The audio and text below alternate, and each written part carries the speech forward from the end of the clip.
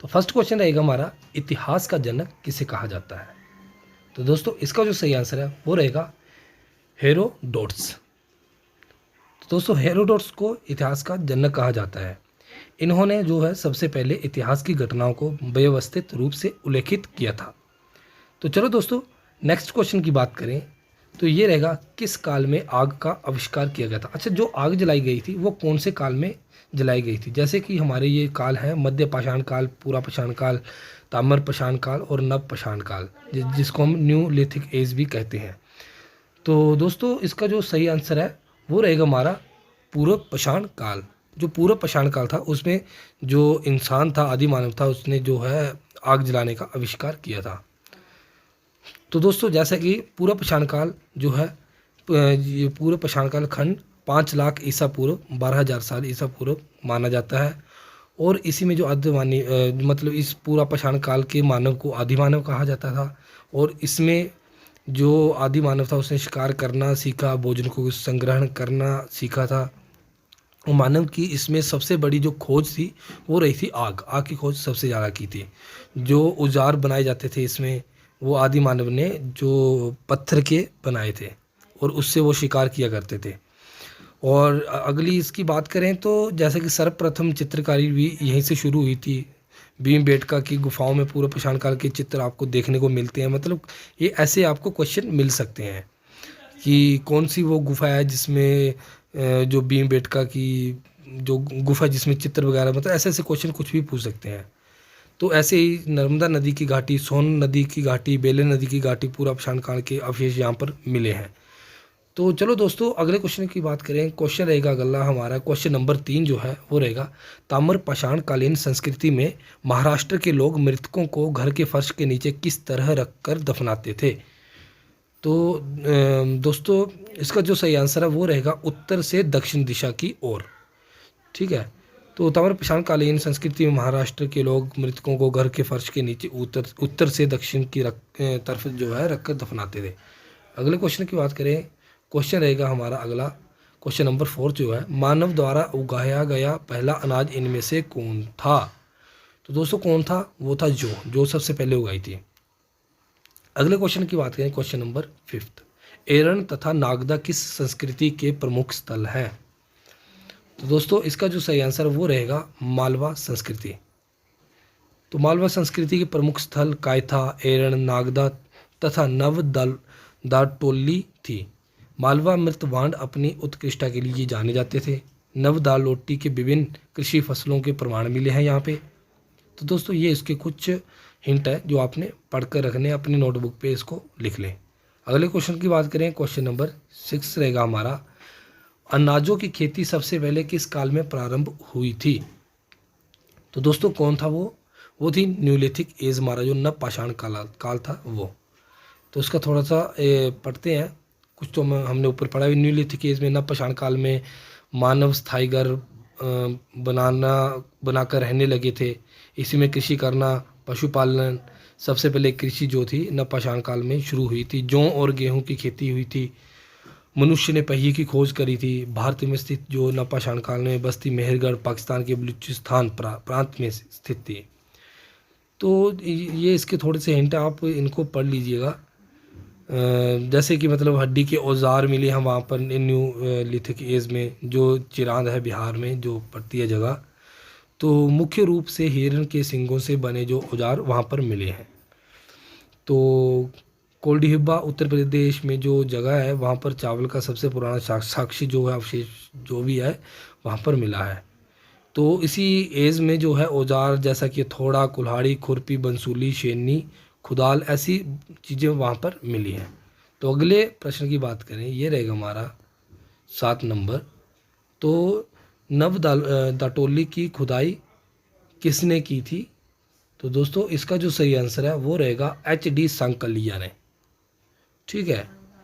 तो ये नव दाटोली मध्य प्रदेश में स्थित है और HD सांकलिया ने इसकी थी। अगले प्रश्न की बात करें, ये रहेगा प्रश्न नंबर 8, किस काल को माइक्रोलिथ कहा जाता है। तो जैसे इंग्लिश में भी इसको पूछ लेते हैं, तो इसका जो सही आंसर है वो रहेगा मध्य पाषाण काल। जिसको हम न्यूलिथिक एज भी कहते हैं। तो थोड़ा सा पॉज करके इसको पढ़ लें कि मध्य पाषाण काल में पशुपालन शुरू किया गया था। छोटे और धारदार हथियारों का उपयोग इसी में किया गया था।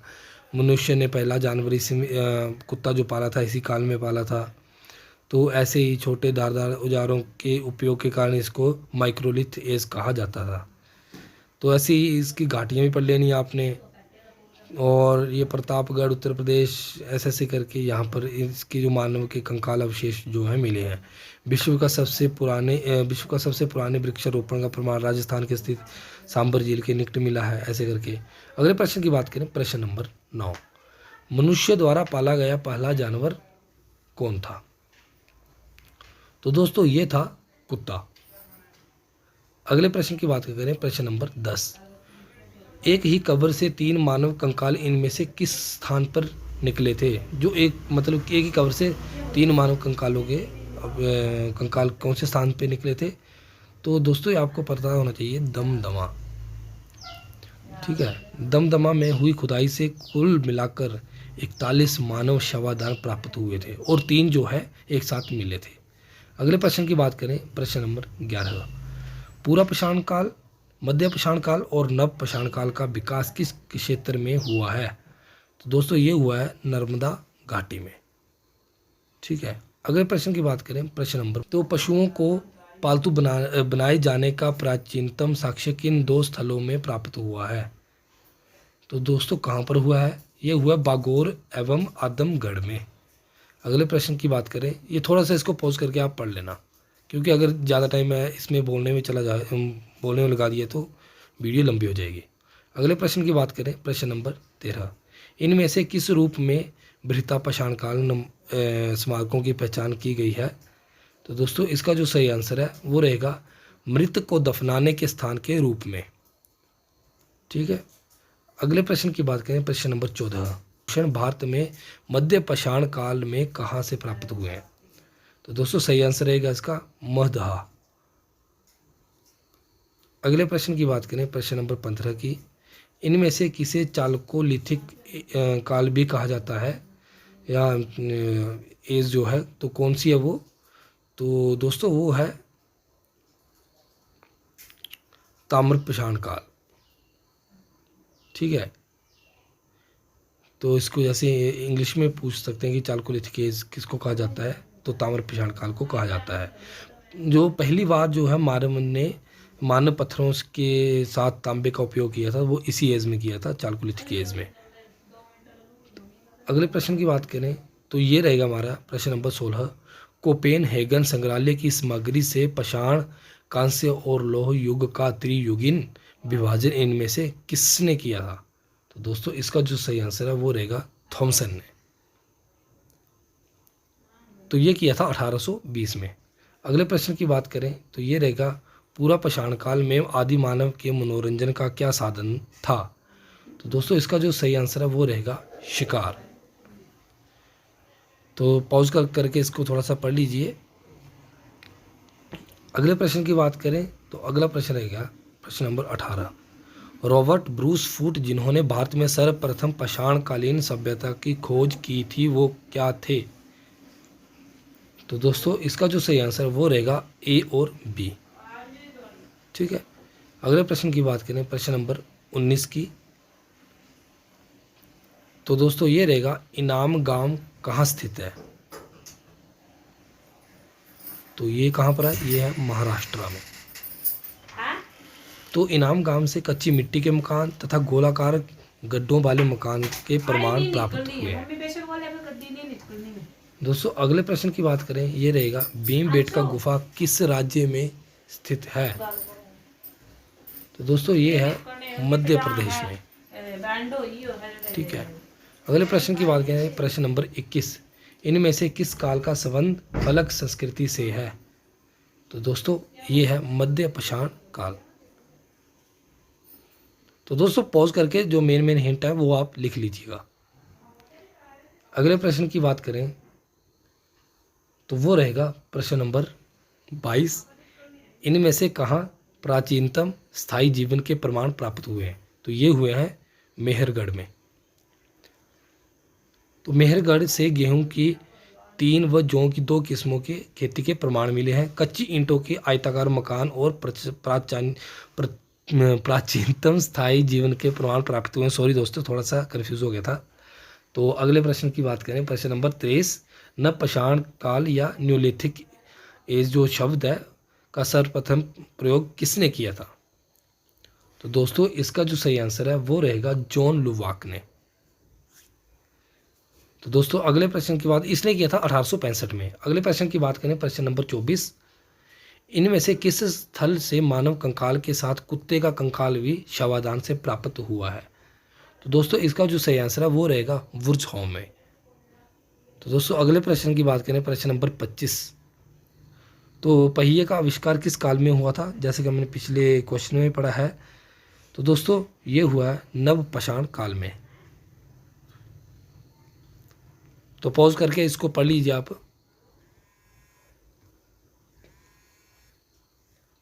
अगले प्रश्न की बात करें, प्रश्न नंबर जो 26 रहेगा वो हमारा रहेगा, पाषाण संस्कृति से लेकर हड़प्पा सभ्यता तक के सांस्कृतिक अवशेष इनमें से किस पूरा स्थल से प्राप्त हुए हैं?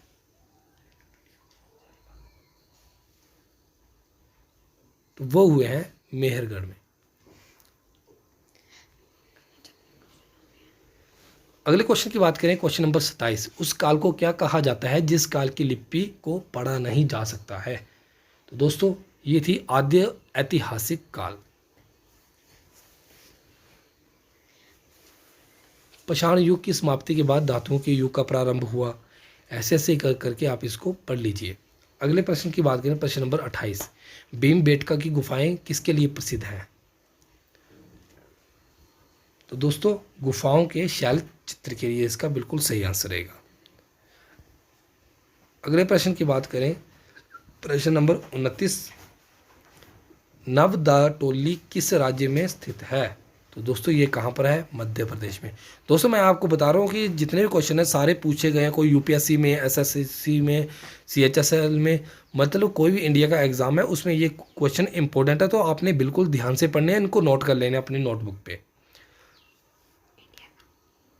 दोस्तों अगले प्रश्न की बात करें, प्रश्न नंबर 30, तो ये मध्य पाषाण काल में पशुपालन के प्रमाण कहाँ से प्राप्त हुए हैं? तो ये कहाँ पर हुए हैं? आदमगढ़ में। दोस्तों इसको पॉज करके आप नोट कर लीजिए। मनुष्य द्वारा पाला गया सबसे पहला जानवर कुत्ता था। ऐसे ऐसे करके ये सारे जो रिपीट भी हो रहे हैं हिंट, तो इनको आप अच्छे से जो जो नहीं लिखे उनको लिख लीजिएगा। अगले प्रश्न की बात करें, प्रश्न नंबर 31, राख का टिल्ला इनमें से किस नवपाषाणकालीन स्थल से संबंधित है?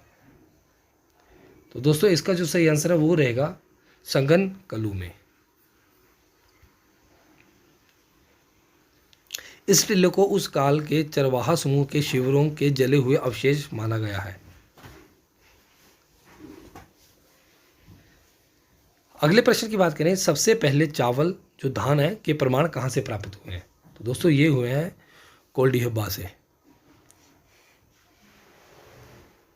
तो बल्कि विश्व में सबसे प्राचीन साक्ष्य भी यहीं से हुआ है, भारत से।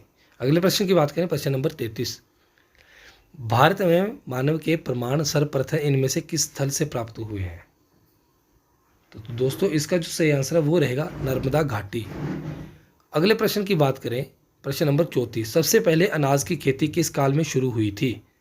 तो दोस्तों इसका जो सही आंसर है वो रहेगा नवपाषाण काल में, न्यूलिथिक एज में।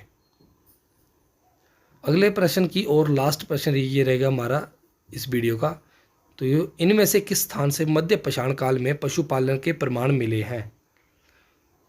तो दोस्तों इसका जो सही आंसर है वो रहेगा बागोर।